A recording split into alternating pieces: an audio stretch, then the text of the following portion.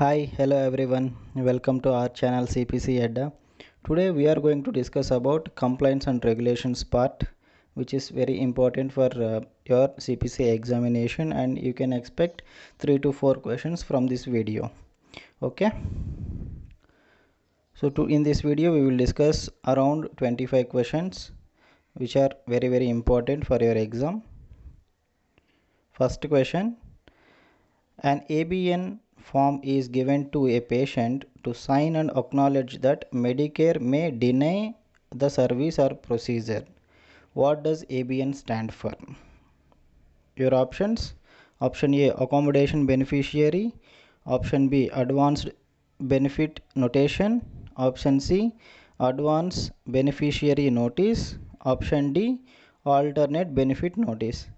The right option is advance beneficiary notice. Option C is right answer. Okay. Next question: which of the following is a commercial or private payer? Which of the following is a commercial or private payer? Option A, Medicaid; option B, Veterans Health Administration; option C, Blue Cross Blue Shield; option D, Medicare. So Medicaid, Veterans Health Administration, Medicare, these three are government payers. Only BCBS, Blue Cross Blue Shield, is the commercial payer. Your right option will be option C, Blue Cross Blue Shield.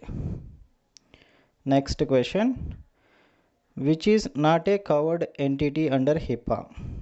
Which is not a covered entity under HIPAA? Medicare, workers compensation, clinic, psychiatrist. So Medicare, clinic and psychiatrist, all these three covered under HIPAA. Those are covered entities. So only workers compensation is not a covered entity under HIPAA. So right option will be workers compensation. Next question: HIPAA provides which service? Option A, governs physician self-referral for Medicare patients. Option B, prevents identity theft. Option C, protects patients against fraud and abuse. Option D, protects the privacy of individuality identifiable health information. Your right option is option D. Okay. Option D, protects the privacy of individually identifiable health information. Option D is right option. Next question: an dash is a digital version of patient's medical chart. Option A, health information technology. Option B, information technology record. Option C, fax. Option D, electronic health record. So digital version of patient's medical chart is electronic health record. Option D is your answer. Electronic health record. Next question: what entity offers compliance program guidance to form the basis of a voluntary compliance program for a provider practice? Option A, American Medical Association. Option B, Office of Inspector General, that is OIG. Option C, Office for Civil Right. Option D, Centers for Medicare and Medicaid Services, CMS. So right option is option B, Office of Inspector General. This is very important. Your examination, definitely you can expect this question about OIG, Office of Inspector General, which offers compliance program. Next question: what is the definition of upcoding? Option A, billing for a service that was not provided. Option B, billing for a more expensive service than the one actually performed. Option C, billing for multiple services when only one was provided. Option D, billing for services that are not medically necessary. Right option is option B, billing for a more expensive service than the one actually performed. That is the definition of upcoding. Option B is right option. Next question. Which of the following is considered an example of unbundling? Which of the following is considered an example of unbundling? Option A, reporting multiple codes for a procedure that should be reported with a single code.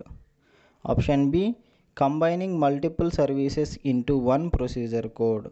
Option C, billing for services that are not medically necessary. Option D, reporting a lower level service than what was provided. So right option is option A, reporting multiple codes for a procedure that should be reported with a single code. That is considered as unbundling example. Option A.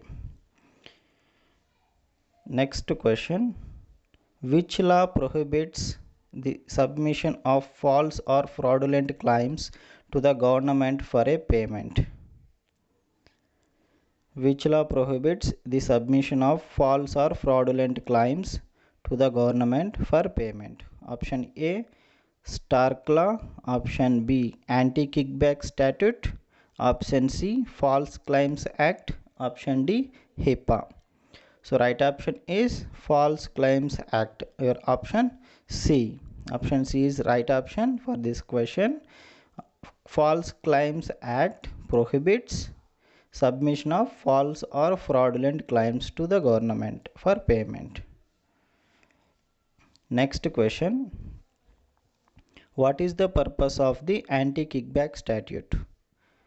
Option A, to prevent healthcare providers from performing unnecessary services.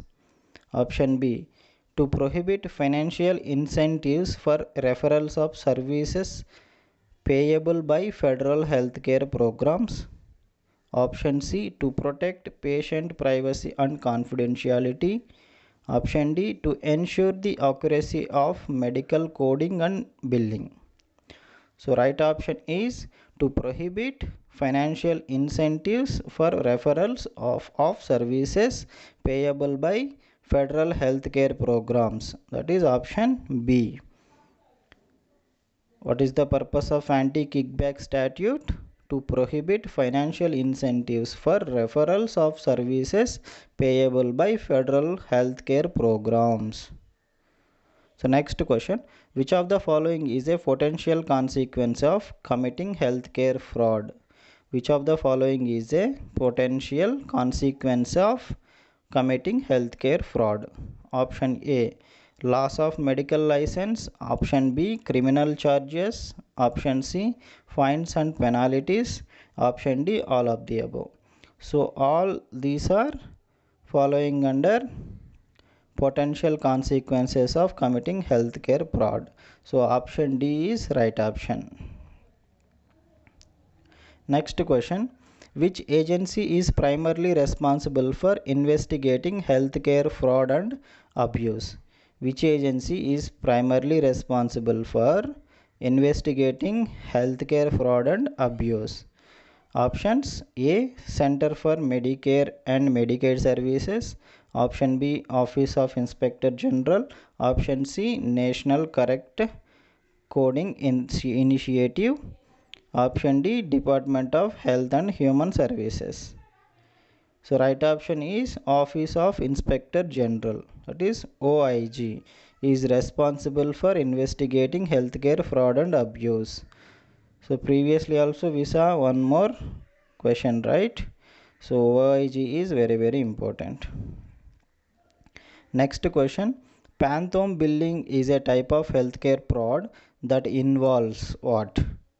Phantom billing is a type of healthcare fraud that involves option A, billing for services that were never provided. Option B, billing for more expensive services than those actually provided. Option C, billing for services that are not medically necessary. Option D, unbundling services that should be billed together. So right option is option A, billing for services that were never provided. Billing for services that were never provided is type of healthcare fraud, that is phantom billing. Next question, what is the following is an example of a kickback? Option A hospital pays a physician for referring patients to its facility. Option B, a physician provides medically unnecessary services. Option C, a provider bills for services not rendered. Option D, a coder upcodes services to increase reimbursement.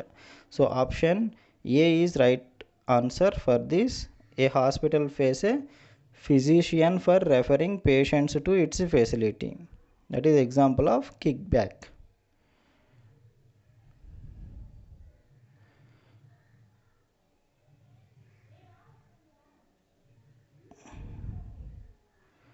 Next question, what is the main purpose of the Stark law?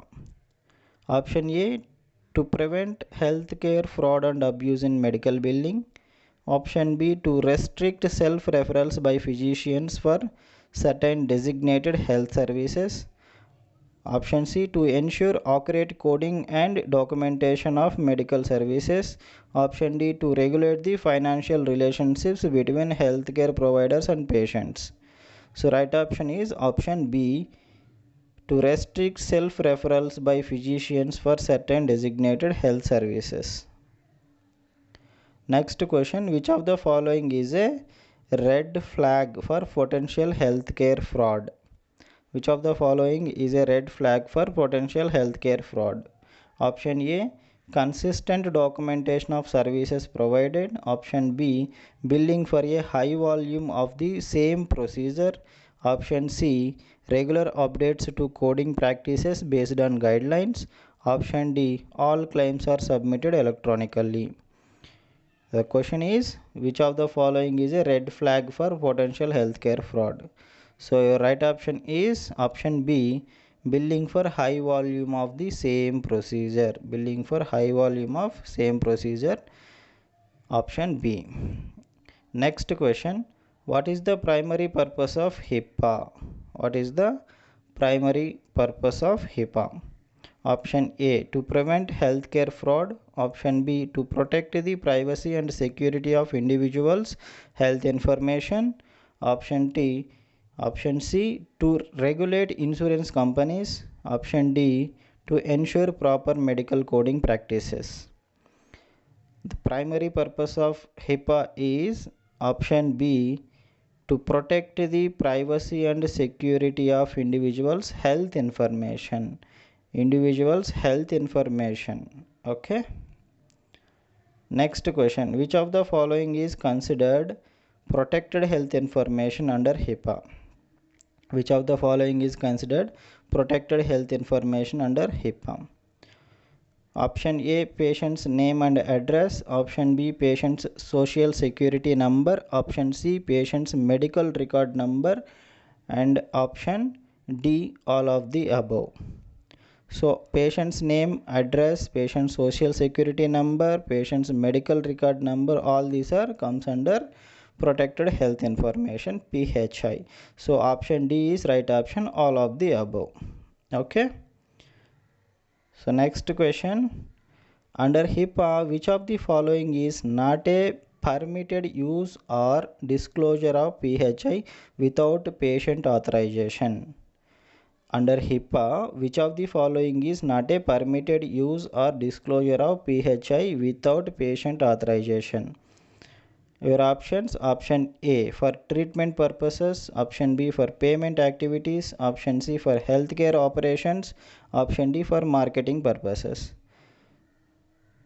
Under HIPAA, which of the following is not a permitted use or disclosure of PHI without patient authorization?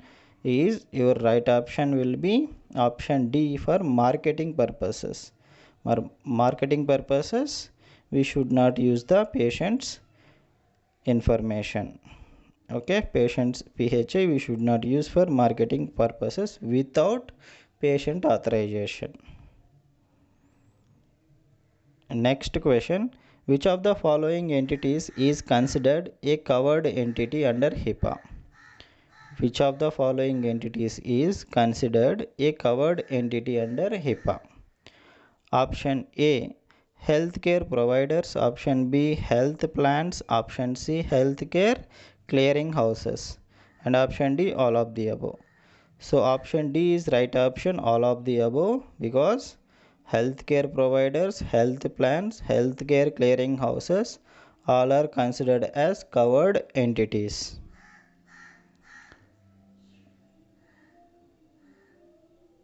So next question. What is the primary role of a HIPAA compliance officer within a healthcare organization? What is the primary role of a HIPAA compliance officer within a healthcare organization? Option A, to ensure that all medical coding to ensure that all medical coding is accurate. Option B, to oversee the organization's adherence to HIPAA regulations. Option C, to manage patient billing and payments. Option D, to handle patient complaints. So what is the primary role of a HIPAA compliance officer within a healthcare organization? So right option is to oversee the organization's adherence to the HIPAA regulations. Option B is right option, to oversee the organization's adherence to HIPAA regulations. Next question. Which of the following is an example of a HIPAA violation? Which of the following is an example of a HIPAA violation?